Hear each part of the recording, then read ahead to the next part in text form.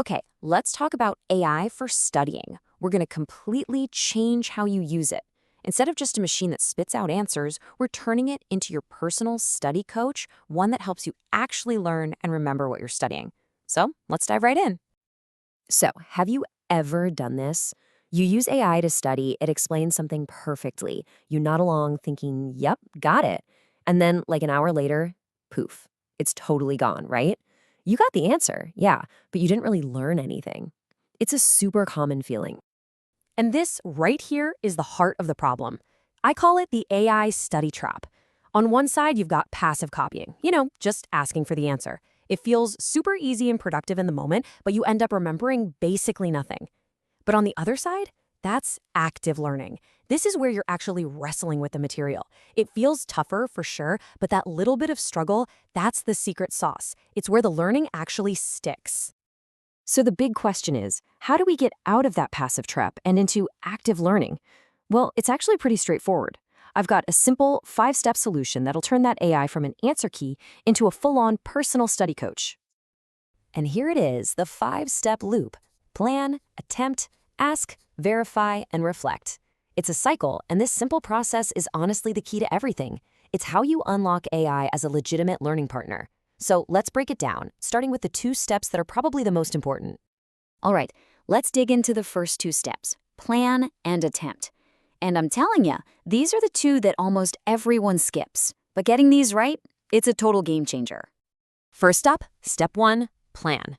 Seriously, going into a study session with a goal like study biology is, well, it's kind of useless. It's too vague.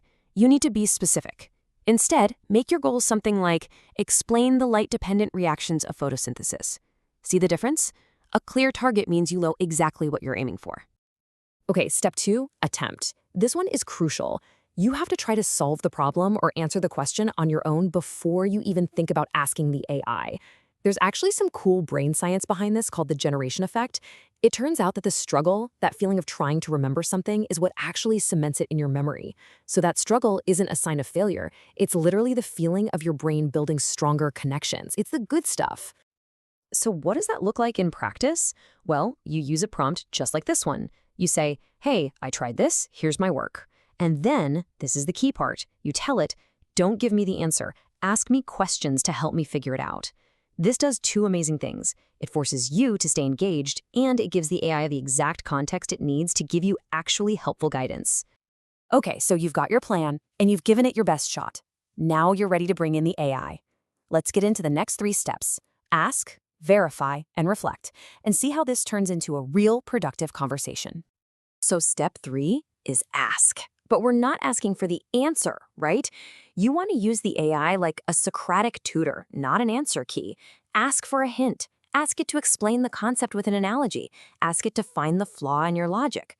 You're looking for a guide, not a cheat sheet. And here's an absolute power move of a prompt to make that happen. You literally tell it, act as a Socratic tutor. And you set the rules. Ask one question at a time and wait for my response. This forces a back-and-forth conversation, a dialogue, and that's what really builds that deep, rock-solid understanding. Next up, step 4, and listen. This one is non-negotiable. Verify. You have to remember that AI models can just make stuff up.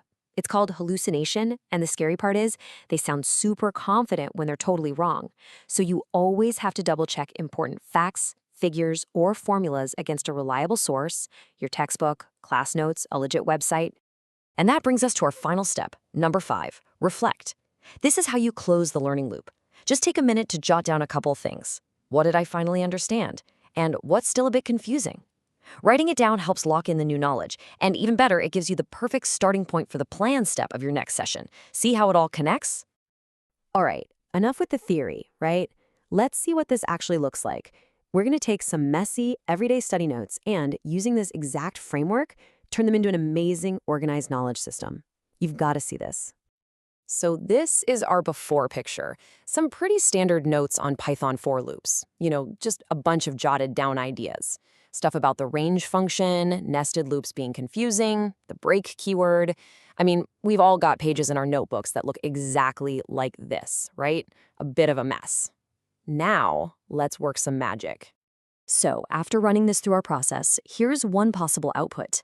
We can ask the AI to turn that chaos into clean, structured flashcards. Look at that. Perfect question and answer format. This is tailor-made for active recall, which is the most effective way to study. You could drop this straight into a flashcard app like Anki and be ready to go.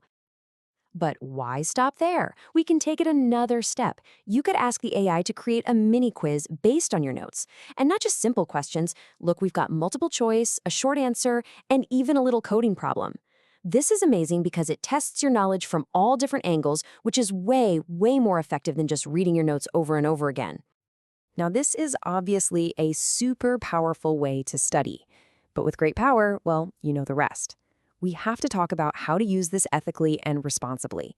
There's one golden rule you really need to keep in mind.